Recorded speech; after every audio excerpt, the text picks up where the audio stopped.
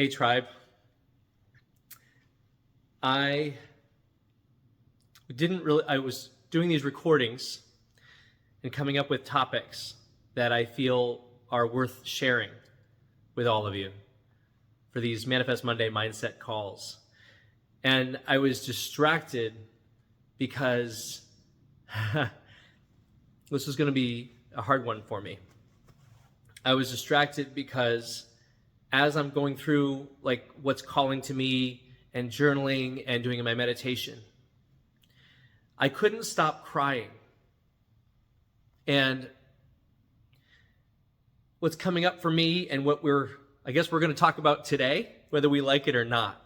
So first, before we get started, as per usual, I'm going to lift my heart into a better space.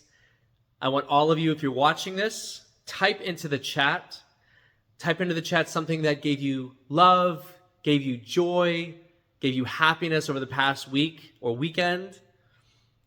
This is how we begin to raise our vibration for the week ahead. So go ahead and type that into the chat. What gave you love? What gave you joy? What gave you pride? And remember, if by writing it down in a journal or by typing it, it creates it more real, because words become things, right? Thoughts become things. And as you're doing that, it's funny because we just finished an amazing Manifest Monday call not 30 minutes ago.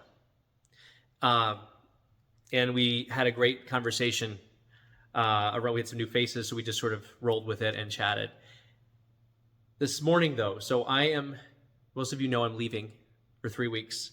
I'm going to Belgium on an amazing beer and bike tour through Belgium with a bunch of people in this community, as well as some other real estate folks and entrepreneurs. So I'm excited about that. It's about a week of biking. And then after that, my dad's going to meet me out there. He's heading out today, and he's going to do his thing for a week. And then we're meeting out there to do Amsterdam and then Ireland before I come back. I'll be gone for 3 weeks. And yet it doesn't make certain things any easier. So because this is coming up, I'm just going to roll with it. And you can either hang out with me today or you don't need to.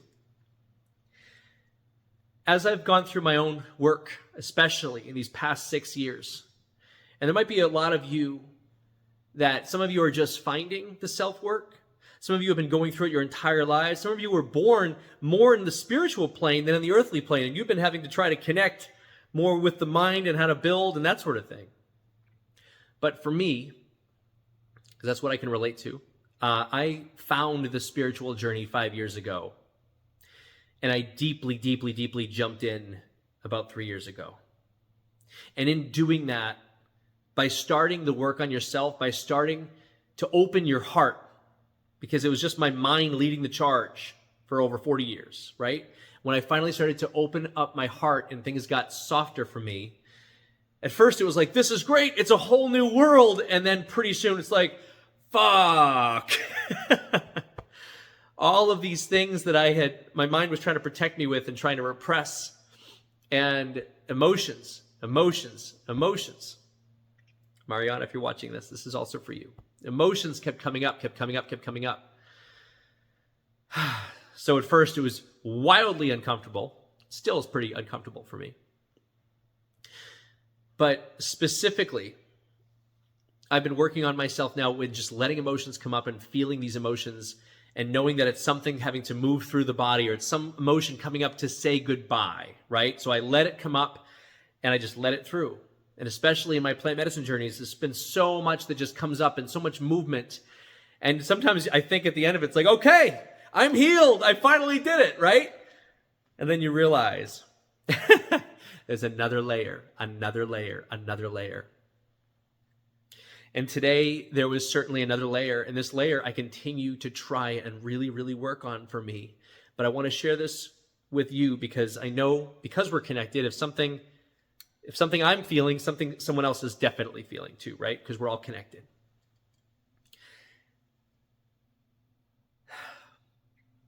Since I started this, I had been woken up to the possibility, right? So why do some of us feel intense sadness for usually sometimes no reason. And I had my kids this weekend, and I was able to have them an extra night because I asked, because I wasn't going to see them for 3 weeks, which is my choice. I signed up for these trips, right? I knew that in my heart I made a choice, and by saying yes to these trips, I was saying no to certain other things. In this case, my kids, right? So I had them for an extra night. We had a super impactful and intentional weekend together. We just hung out and spent time just loving each other. I remember just laying there, just holding them. We also went to King Richard's Fair, and they had a great time, right? Kids need to be stimulated sometimes. So we did all the things, and it was beautiful, and it was wonderful.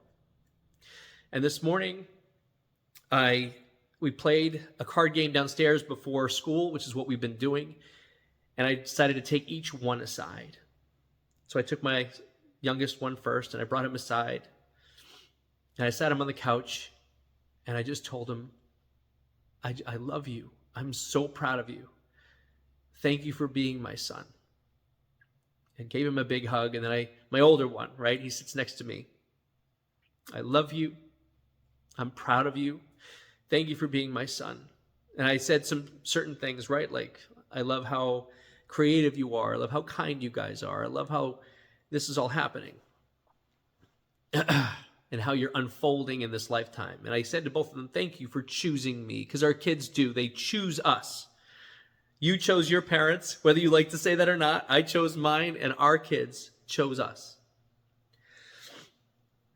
But it didn't help the fact that then I go and drive them to school, and we take the 7-minute drive, and I'm already crying and trying to be strong for the kids, but it's too late. I mean, I started bawling with them on the couch. Like, why am I doing that, right? Like, I'm going on a great trip. They're going to have an amazing 3 weeks, doing what they're going to do, but it doesn't matter. And when they left the car door and I heard it shut,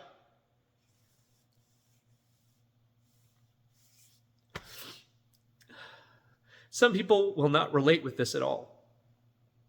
One thing that I have found over the past 5 years is that we all have these things from childhood, but even through past lives, called core wounds or inner child wounds.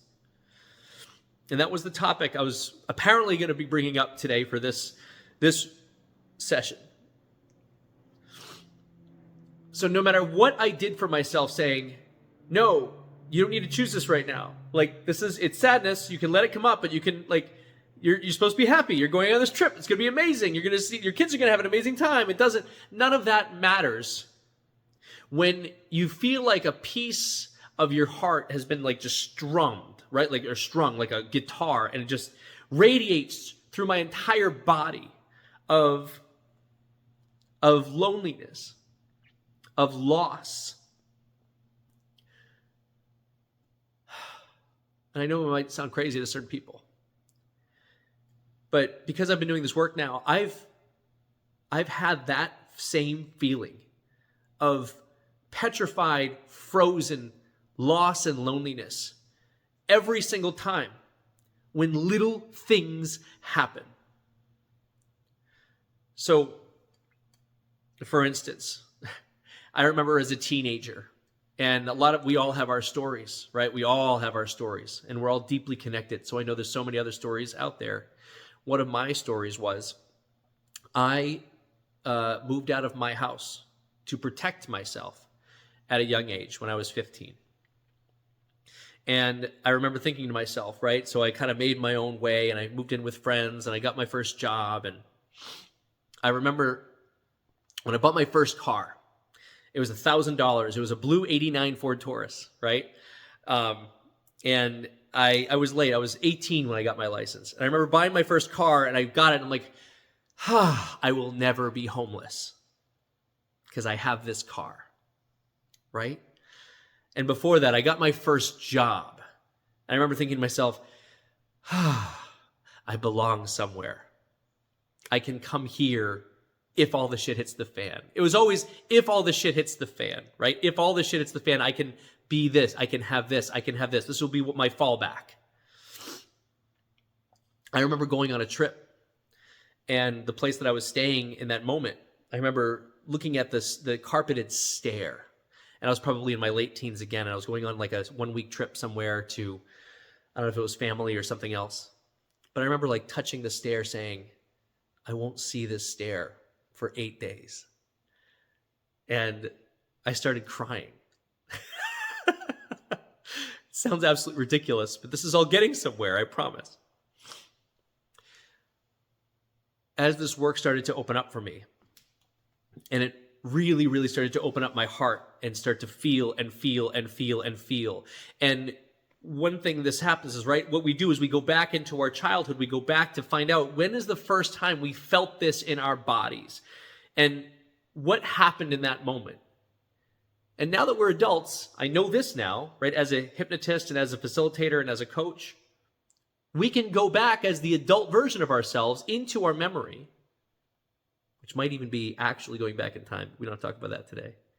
And we can parent and we can love and we can provide the things that we didn't get. And I've been doing this work. I've been doing it and doing it and doing it. And one of these core wounds refuses to go away. And it causes irrational sadness in my life. The title is Abandonment Wound. I know at least 3 other people here also share in that abandonment wound. And by the way, we share in all of these wounds. These deep, deep, deep wounds, they're called core wounds or inner child wounds. And I'll go through them right now to see if any of them resonate with you. First one is rejection, right? Typically it's with, I'm going to go back with what I remember in my teaching, so I might be all over the place, but rejection is typically with a same-sex parent, right? And you just were never, ever good enough, right? They had high expectations. You did not meet them. I guess we'll maybe stop there, right? So rejection later in life turns into like perfectionists, right? And having high standards and having to, you're never good enough. And literally having like, at its worst, you feel as if you don't really deserve to live. Like, what's your life for? So a deep rejection core wound. These are all given to us as children, just like we talked about. A is abandonment, right? Deep sense of loneliness and sadness for like no reason, and ultimately completely fearing being alone. And I'll share that with some of you, right? So in my work, when I was completely blocked off from my heart and in my mind, didn't matter. For the first 40 years of my life, my mind had taken over, and I was in it, right? I was in real estate I still am in real estate for years and years and years and years. So if a seller said, go fuck yourself, or if it's, they're in an emotional situation, my job was to help them. So I didn't take any of that personally, right? On to the next lead or prospect or deal or person, right? Or soul to help, depending on how you looked at it, like on to the next. But as this work started to open up, and we used to have coaching workshops and Zooms and that sort of thing, like, I remember I would just see other people's real estate signs on the street, right, in my town. And we had a brokerage with about 40 agents in it, right? And I remember seeing other people's real estate signs being like, why didn't they choose my company? Well, am I not good enough? Why didn't they choose me? I didn't do a good enough job doing. And it's irrational. And some of you know, I'm just going to share this openly. This is one of those things that I have chosen to work on for myself and in my life. And I know that because all I ever wanted, and there's so many people that had way worse childhoods, right? But the point is we all had some unmet need. Everyone does, including your kids and my kids. Like, we're all screwing up our kids one way or the other. That's the point. They chose us for that, and we chose our parents for that. But in that moment, when we didn't get what we needed, it leaves these subscaras, right, or these wounds. And then maybe something else happens. We don't get what we need, and something else happens. We don't get what we need. So for me, in those moments when I did not feel loved or cared for as a child, in those moments where physical touch wasn't a thing, that our family really prided itself on. In those moments when I had to leave for my own safety against one of my parents. My other parent had already left. We had a fight with a toothbrush, and I was 13, I think, at the time, or 14. We had a fight over a toothbrush, and then my father left the house, and I didn't see him again until I was 22 or 23. And knowing now what I know now, he didn't leave because of that toothbrush. He left because of mounting familial pressures. And a man, just like all of us, especially the men, but women too, like, I have to provide for the house. No one really cares. I'm not communicating well. I'm not grateful. I'm not feeling loved, not feeling appreciated. Pressure. Don't know what to do. He ran. But for me, maybe I shouldn't have that fight with a toothbrush because I was a child. And then I had to leave again the year after to protect myself from something that happened with my mother. And in all that, right, I have been attached to things, attached to people. And that's the mask of an abandonment wound, is attachment to everything, irrational attachment. People without this wound won't understand. And that led me to my children. And no matter how many times I'm reminded and told by coaches or spirit guides that they don't belong to me, they belong to, we're just borrowing them for a while, right? And I keep them to say that. When I almost lost them in the divorce, I attached every single second with them. I had to make intentional, every single moment with them, to the expense and at the loss of everything else. 2 years, I had to not pay attention to the business because of the divorce and my kids. And I essentially had to give that, right, to my COO and leadership, who ended up leading it in not a great direction. And then I got married again, my third wife. And it's funny because I love her so incredibly much. And we talked about saints today. Some of our wives and husbands are saints, and boyfriends are partners. And if you don't have a partner, that's okay. Because again, it's ourselves, right? We love ourselves.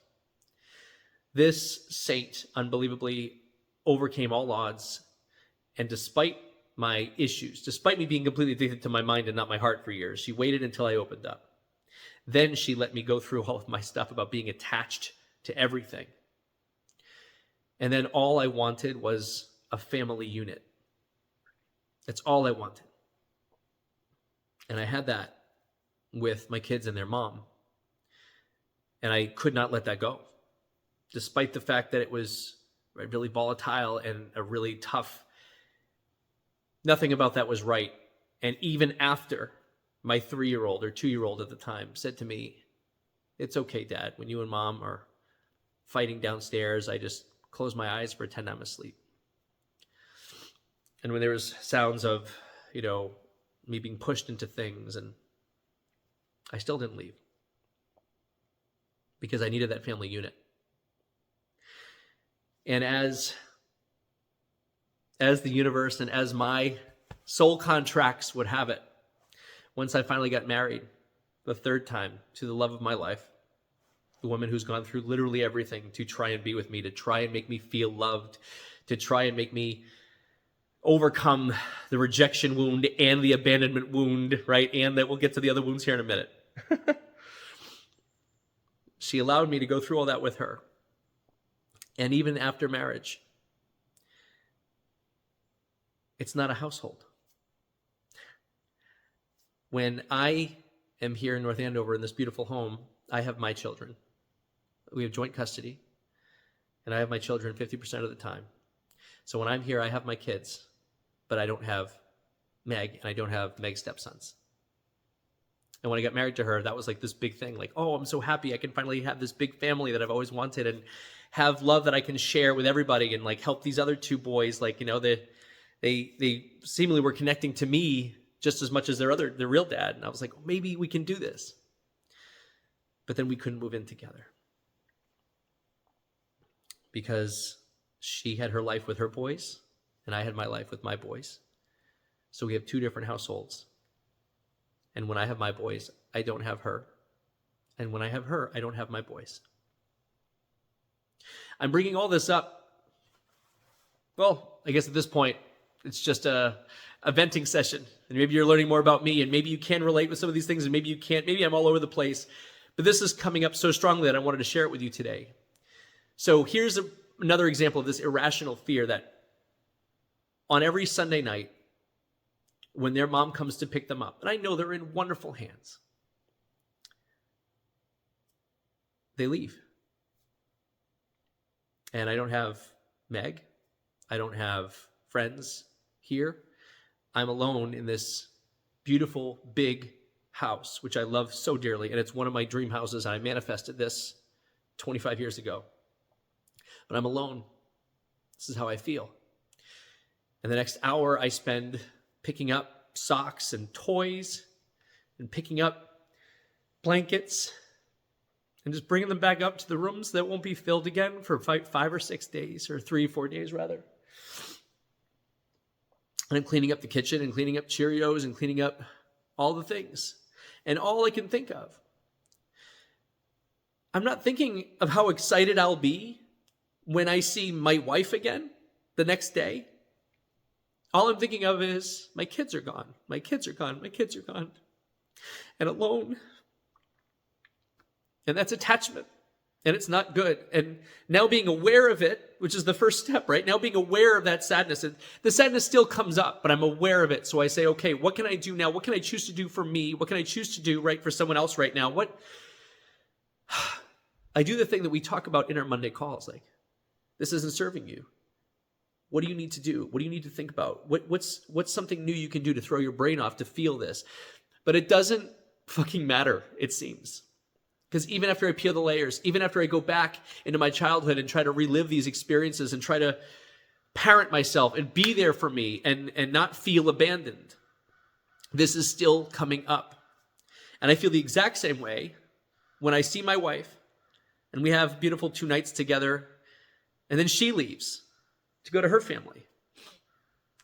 And I should be excited because I get to see my kids in a couple hours, but I'm alone. I'm alone. I'm being left again. Why? And it's not rational.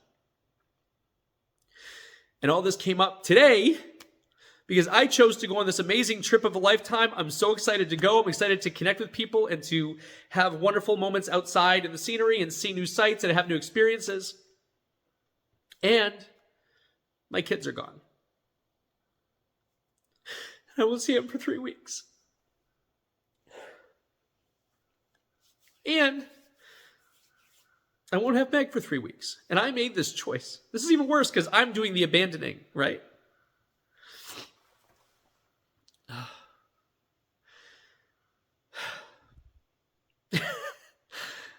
What a fucking call this turned into. I appreciate you if you're still watching. Going forward, if I ever do another rant like this, you can always hit the 2x or 3x button to just hear me go through this. But thank you for watching. To cover the inner child or the core wounds, because usually every single one in this lifetime are connected, and we are connected by these core wounds. And these core wounds are a lot of what limit us as individuals. This is why we started Life Unlimited, so that we can start to at least be aware of what these are.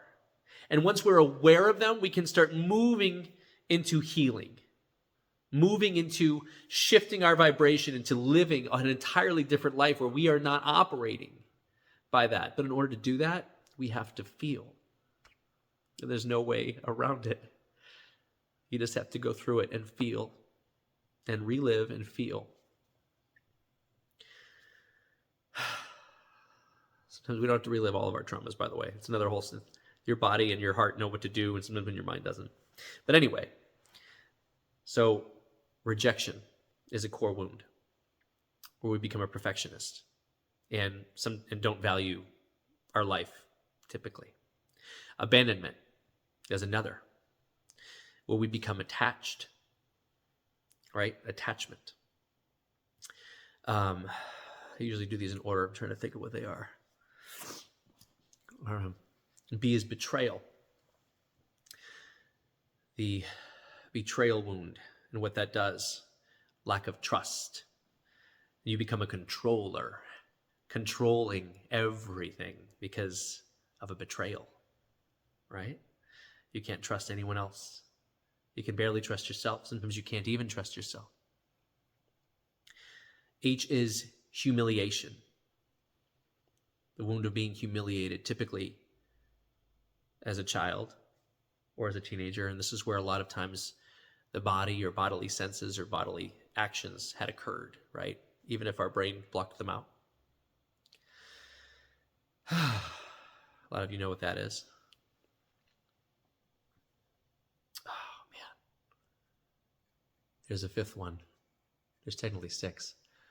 Rejection, abandonment, betrayal, humiliation. I is coming in. What is I? The wound of... I'm going to find it. I'm going to find it right now, actually. So while we're going through these, what are you resonating with? You're going to get all the typos. This isn't going to be edited, so. What are you resonating with when we go through these wounds? What's coming up for you? And I'll share with you an exercise. Stand by. Still here. Injustice. The I is injustice. Where an injustice has occurred, right? Injustice would be, your mask is rigid. So for rigidity, right? Like, you always have to hold everything together. You always have to act like everything's perfect, too. Injustice. I have a cousin. I'm not at liberty to share that story. Okay. I don't know if this one's going to get posted. I don't know if this one will even be posted. But here are some things. Fast forward 27 minutes later. Here are some things that you can do if you're resonating with any of these core wounds. And this is the beginning of you learning to start to heal from them. And a lot of you will probably have a much faster healing journey than maybe even me. Who knows? You efficient healers out there, you know who you are. The first thing is when you're meditating or journaling, you want to write down those 5 words, right? Rejection, abandonment, betrayal, humiliation, injustice. And then you're going to go into, you can play music while this happens, or you can, this is a perfect for hypnosis, but you can do this on your own. You want to write down your top 5 memories, like pain memories. Like where in your body where it doesn't feel good at all. Like write down your top 5 memories that you can, as going as early back from childhood as you possibly can. In those memories, as you're writing them and you're journaling them, right?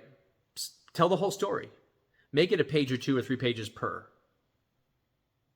After you're done and you're writing down what you remember, what you can recall, go through and start to underline words that pop out to you in this exercise. A lot of words that might come out like hatred, safety, injustice, like whatever those words are, you're going to underline those. And based on those 5 experiences that you can remember, if you can classify those into one of those 5 core wounds, this is an exercise that makes you aware. And awareness is the first step. So just like with me, right? I'm aware and the feelings still come up. And if nothing else today, I guess I shared some stuff maybe you did or didn't already know about me, but it's certainly still a weakness for me, right? And you can have a mixture of all of these core wounds, right? So I have a mixture of rejection and abandonment, right? A lot of you will have a mixture of betrayal, abandonment, betrayal and injustice, betrayal and rejection, like whatever it might be, you have a mixture of these wounds, and that is what keeps us limited. But being aware of it is the first step. And then being aware to take that deep breath. Okay, this is the wound coming back up. You're okay, you're okay, you're safe, you're loved. You're okay, you're safe, and you're loved. And sometimes you can't stop the tears, like today for me.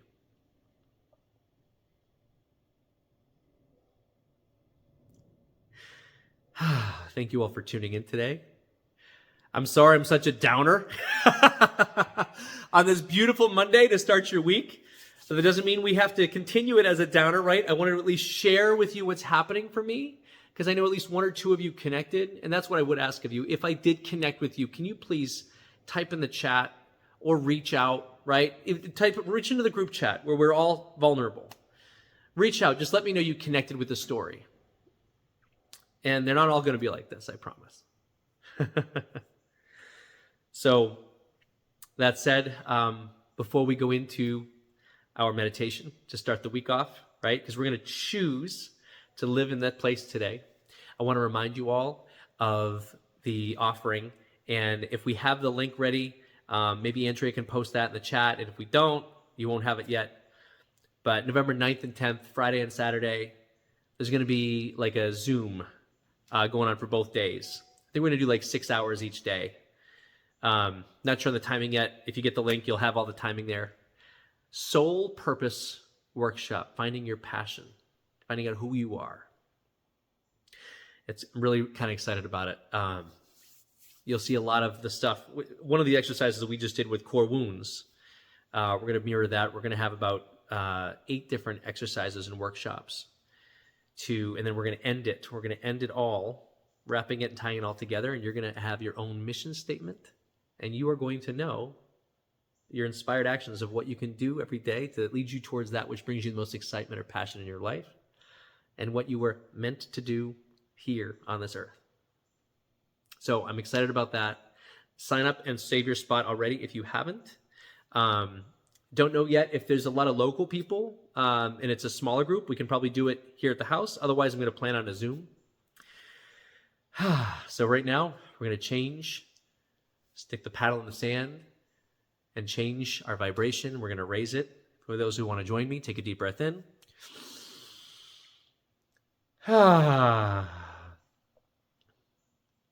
Today is another amazing day that we have been given by our universe, by our God, by the creators, helped with our spirit guides, helped with nature and earth, helped with all of our friends and family.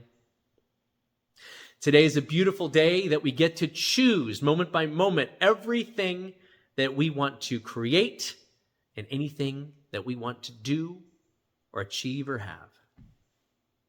We attract all the energy of the higher version of us today, knowing that we are perfect as we are, and all we're really doing is unlearning the things that our mind has picked up. We are perfect. We are unlimited. We are filled with so much love for ourselves, love for others. We remind ourselves that we can only love others to the extent that we remember and learn to love ourselves. We choose abundance. We choose to live in a world of earthly creations, both spiritual and earthly. We can have everything that we want to have in this life. If we believe it to be true, it is. And we know that we can have it because we're not attached to any outcomes. We follow our heart every single day.